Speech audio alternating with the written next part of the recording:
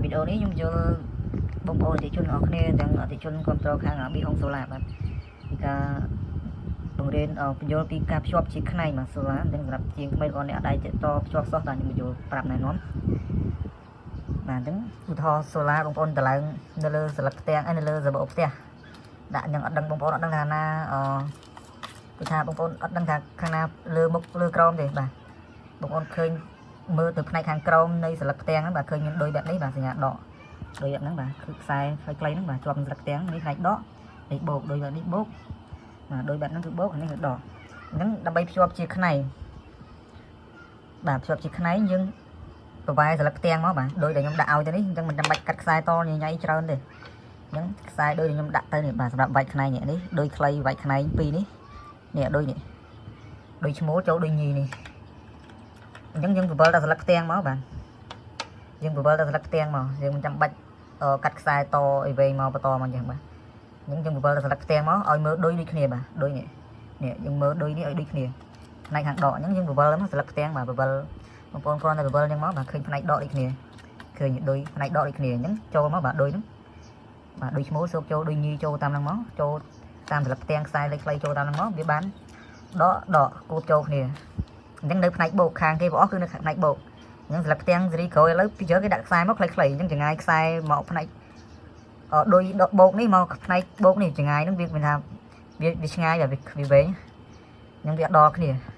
ដូចតែគេនេះលក់មកស្រាច់ជាការគេដាក់វាយខ្នែងអញ្ចឹងជាការអត់ដល់ទេអញ្ចឹងយើងត្រូវកាត់មកទៀតកាត់ក្បាលវាតទៀតបាទអញ្ចឹងខ្ញុំតឲ្យស្រាច់នេះតិជនខ្ញុំនេះហ្មងបាទខ្ញុំតឲ្យស្រាច់អញ្ចឹងចន្លោះពីខ្សែហ្នឹងមកបូកបាទយើងតបាទឃើញសើកដូចចូលមកដូចញីឈ្មោះចូលមកបូកតោះដូចខ្សែហ្នឹងមកបូកចុងខាងគេនេះបាទអញ្ចឹងវាបញ្ចេញមកខ្សែរួមតែមួយទេបាទឃើញអត់បាទបូកតាមបូកនេះដកតាមដកអាហ្នឹងហៅតជាខ្នែងអញ្ចឹងចរន្តអាំងតុងស៊ីតេវានឹងកើនឡើងគុណនឹង2បាទស្លឹកផ្ទាំង2យើងគុណនឹង2បើវល់វានៅដដែលបាទឧទាហរណ៍ក្នុងមួយស្លឹកផ្ទាំងហ្នឹង15អាំពែហ្នឹង15អាំពែ2ស្លឹកវាបាន30អាំពែអញ្ចឹងប្រភេទ system 24 វ៉ុលខ្ញុំរៀបហ្នឹងបាទដាក់ចូលយើងតជាខ្នែងហ្នឹងធ្វើម៉េចកុំឲ្យលើសពី50វ៉ុលអាហ្នឹងគឺចូលហើយ40វ៉ុលជាងគឺចូលបាទ36វ៉ុលដល់40វ៉ុលជាងហ្នឹងវាចូលទៅក្នុងដែលអគុយខ្ញុំរៀប system ហ្នឹងបាទអញ្ចឹងយើងតចូលមកតាមហ្នឹងមកចេញផ្នែកដកមួយអញ្ចឹងយើងតខ្សែនេះមកនេះខ្សែផ្នែកខាងដកចេញមកតចេញជាខ្សែចេញពីសូឡាហ្នឹងមកដកនេះបូកដូចនេះគឺបូកបាទចូលតាមដូចមកបូកអញ្ចឹងយើងបានម៉ាស់ភ្លើងបូកដកបាទបូកដកអញ្ចឹងសូឡាដល់វាតជាខ្នែងចេញភ្លើងមកវល់វាដដែលអំពីវានឹងកើនឡើងបាទអញ្ចឹងយើងតខ្សែមកចេញមានបូកដកចូលតាមនេះមកយកស្ទុយខ្សែដែលតចេញពីសូឡានឹងរៀបហើយបាទដែលរៀបហើយនឹងចូលមកបូកដកចូលមកវានឹងលូតសញ្ញាអំពែលូតសញ្ញាស្លឹកផ្ទាំងនិងពែចំនួនពែដែលវាចូលតាមហ្នឹងហ្នឹងអញ្ចឹងរៀបបែបហ្នឹងវាចំណាយលុយតិចវាធូរថ្លៃជាងប្រព័ន្ធ system solar ដែលគេរៀបsolar hybrid dome inverter ហ្នឹងគឺថ្លៃបាទអានេះសមត្ថភាពវានេះ inverter 2.5 kW ម៉ោងវាស្មើភ្លើងកម្លាំងភ្លើង10អាំពែតាមផ្ទះបងប្អូនដែលធ្លាប់ប្រើឧបករណ៍តាមផ្ទះឧបករណ៍ណាខ្លះដែលប្រើបានឧបករណ៍ធំដែលបងប្អូនដាក់ទៅ load disjunction អាហ្នឹងក៏ដាក់ទៅ load ដូចគ្នានេះភ្ជាប់អូតូឲ្យប្រើវិញអញ្ចឹងគឺកម្លាំងវាបាត់ហ្នឹងបាទហើយចំនួនថ្មលីសូមនៅក្នុងហ្នឹងគឺ180អាំពែ12វ៉ុលបើគិតជា12វ៉ុលនេះគឺ system 24វ៉ុលវា90អាំពែអញ្ចឹងវាបាន 2.3 kW ម៉ោងថ្មបាទបើសមត្ថភាពវាទាំង inverter និងថ្មវិញបើបងប្អូនរកទិញដែលរៀបខាង solar គេជាឈុតបាទ system hybrid ហ្នឹងវាអាចថ្លៃវាចូលក្បែរ1000លើសនោះតែយើងរៀបបែបអញ្ចេះក៏អាចប្រើបានដូចគ្នាយើងចំណាយទៅខ្ទង់500តិចតួចទេបាទនេះយើងអត់រាប់បញ្ចូលតម្លៃស្លឹកផ្ទាំងទេបាទយើងរាប់បញ្ចូលតែអាគុយលីជូថ្មលីជូមកនឹង inverter នឹងដុំនេះបាទដុំសម្រាប់ដាក់ជាប់ solar និងដុំសាកហ្នឹង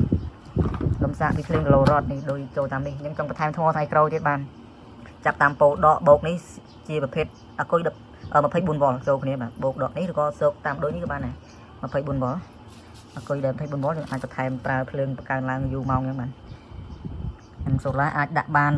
នេះ700ឧទាហរណ៍720វ៉ាត់ដាក់បាន2សន្លឹក2ទៅ4សន្លឹកអញ្ចឹងបើយើងចង់ប្រើភ្លើងច្រើនពេលថ្ងៃយើងបន្ថែមទេមកបាទបន្ថែម2សន្លឹកទៀតមកទៅវាជាអញ្ចឹងចូលមកអានឹងបញ្ជាក់បើសិនជាចំនួនផ្ទាំងស្លឹកផ្ទាំងហ្នឹង720វ៉ាត់2សន្លឹកជាមួយនឹងថ្ម inverter ហ្នឹងឈុតហ្នឹងវាអាចប្រើបានបាទអំពូលទៅហើយអំពូល 4 10 គ្រាប់20 30បាត់ទៅហៅ3 4គ្រឿងបើកទល់ភ្លើងអញ្ចឹងបាទហើយពេលថ្ងៃក៏អាចប្រើបានទៀតបាទទាំងវាសល់ភ្លើងពីស្លឹកផ្ទាំងពីស្លឹកនេះមកអាចប្រើពេលថ្ងៃខ្លះវាចូលទៅក្នុងថ្មពេញវាប្រើពេលយប់ទៀតខ្លះទៀតអញ្ចឹងបើបងប្អូនប្រើពេលថ្ងៃច្រើនដាក់ស្លឹកផ្ទាំងអីច្រើនទៀតមកបាទដាក់2ស្លឹកអីទៀតអញ្ចឹងទៅអានោះបើប្រើពេលថ្ងៃច្រើនយើងចំណេញតែយើងអត់សូវប្រើពេលថ្ងៃយើងចំណាយស្លឹកផ្ទាំងតែប៉ុណ្្នឹងទៅវាតម្លៃសមរម្យមកប៉ុណ្្នឹងវាចំណាយមកសមរម្យដែលតាមតម្រូវការរបស់យើងប្រើហ្នឹងកុំឲ្យលើសភ្លើងលើសសល់ចោលយើងខាតលុយហើយនិយាយរួមតាមតម្រូវការយើងសិក្សាទៅលើអតិថិជនដែលគាត់ប្រើពេលថ្ងៃរយៈពេលប៉ុន្មានពេលយប់រយៈពេលប៉ុន្មានវាលៃតាមតម្រូវការតាមចំនួនថ្មណា inverter ហើយតែការតភ្ជាប់ខ្ញុំបញ្យល់បងប្អូនតែប៉ុណ្្នឹងយល់លម្អិត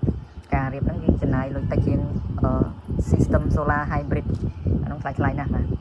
តែយើងរៀបចេះក៏អាចប្រើដូចគ្នាបាទដាក់ស្លឹកផ្ទាំង2ទៅ4ស្លឹកបានបាទ120វ៉ាត់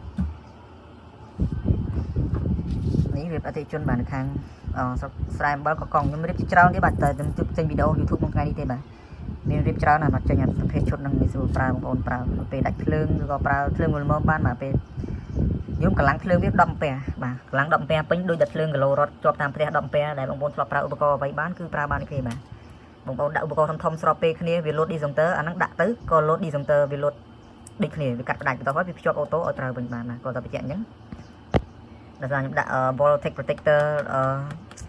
current ampere អញ្ចឹងគឺលើសយើងប្រើលើស ampere កាត់ផ្ដាច់ខ្លួនវាអញ្ចឹង inverter វាអត់បិទទេអញ្ចឹងដល់នីតិវាវាចូលឲ្យភ្លើងប្រើចេញវិញបើកម្លាំងវាប្រើបានបាទម៉ាស៊ីនត្រជាក់ទូទឹកកកឆ្នាំងអំបាយផ្សេងៗណាដាំទឹកដាំបាយដាំទឹកពេលដាច់ភ្លើងអញ្ចឹងហើយចំនួនថ្មវាតិចដែរបើយើងប្រើម៉ាស៊ីនត្រជាក់វាបានប្រហែលជា 3 4 ម៉ោងទេបើសាកភ្លើងមកពេញតែបើយើងប្រើតែពេលថ្ងៃទេយើងដាក់ solar 720វ៉ាត់2ទៅ3សន្លឹកអាចប្រើបានទល់ពេលថ្ងៃអញ្ចឹងបើពេលយប់យើងខ្វះឲ្យពេលយប់ប្រើបានតែ 3 4 ម៉ោងទេវាអស់ភ្លើងអាហ្នឹងបើម៉ាស៊ីនត្រជាក់មួយសេះជាមួយគ្រឿងអញ្ចឹងបាទនឹងចំនួនថ្មណាតែបងប្អូនប្រើ24ម៉ោងថាប្រើពេលថ្ងៃ4 5ម៉ោងប្រើពេលយប់7 8ម៉ោងអាហ្នឹងវាសិក្សាទៅលើហ្នឹងហើយដាក់ស្លឹកផ្ទាំងចាប់ពី5ទៅ6សន្លឹក610 720វ៉ាត់ហ្នឹងអានឹងចំនួនអគុយលីជោមនេះចំនួនថ្មហ្នឹងគឺចាប់ពីខ្ទង់18ទៅ12គីឡូអញ្ចឹងបាទអានេះបាន 12.3 គីឡូវ៉ាត់ម៉ោងទេហើយវាតម្លៃវាសមរម្យមកប៉ុណ្្នឹងវាចឹងស្លឹកផ្ទាំងអីភ្ញៀវចំណាយអស់ប្រហែលជាមិនដល់1000ទេបាទប្រហែលជា6-700ជាងហ្នឹងតែបើ system ដែលរៀប hybrid solar system គេឈុតទៅជាពិសេសខ្ញុំច្រើនចាប់ពីខ្ទង់2000ឡើងហើយខ្ញុំសូមឲ្យចប់វីដេអូតែត្រឹមហ្នឹងបងប្អូនមានចំណាប់អារម្មណ៍ចង់រៀបភ្លើងមកប្រើ solar ចល័តបាទនេះគឺប្រើចល័តវាងាយស្រួលបាទយើងអត់ពិបាកអីច្រើនញ៉ៃលើកតាមម្ដុំញ៉េះមកបាទចល័តចង់ប្រើដាក់តាមរថយន្តដាក់ដាំបាយដាំទឹកបោះតង់ដំណើរផ្សារប្រគំតន្ត្រីផ្សេងបាទដាក់បាស seeker បាសរៀបបាសសាប់4ទឹក5ទឹកក125អាចលេងបានបាទសាកលបងហើយប្រើលើកចល័តហ្នឹងទៅបាទបោះតង់ដំណើរផ្សារឬក៏ដាក់នៅផ្ទះក៏បានវាអត់បញ្ហាបាទលើកតាមម្ដុំទៅចល័តងាយស្រួលបាទចង់ដាក់សាកដុំសាកភ្លើងរ៉ុតក៏បានហើយ solar ចង់ដាក់ចង់មាន solar នៅចកាបងប្អូនដុំដាក់ប្រើនៅចកាឬក៏មាន solar នៅផ្ទះដាក់នៅផ្ទះបាទលើកតែចល័តម្ដុំចេះវាងាយស្រួលអញ្ចឹងបាទបងប្អូនមានចំណាប់អារម្មណ៍តំណតាមលេខទូរស័ព្ទហ្នឹងមកបាទនេះអាស័យដ្ឋានកាយប័ត្រដែលអាស័យដ្ឋានគឺនៅស្រុកកំណើតដែលខ្ញុំតម្លើងផ្ទាល់នៅផ្ទះតែម្ដងបាទមួយរយៈទៀតប្រហែលជាឆ្នាំក្រោយហ្នឹងគឺខ្ញុំដូរទីតាំងទៀតគឺនៅខាងប្រពន្ធវិញបាទស្រុកនៅស្រុកខាងប្រពន្ធបាទព្រោះដូរទីតាំងតម្លើងនៅក្នុងខេត្តកំពង់ឆ្នាំងដូចគ្នាបាទក្នុងស្រុកកំពង់ឡាយគ្នាតែខុសភូមិឃុំអញ្ចឹងបាទខ្ញុំបញ្ជាក់អាប់ដេតនៅពេលក្នុងទីតាំងខ្ញុំតម្លើងផ្ទាល់នៅផ្ទះហ្នឹងបាទ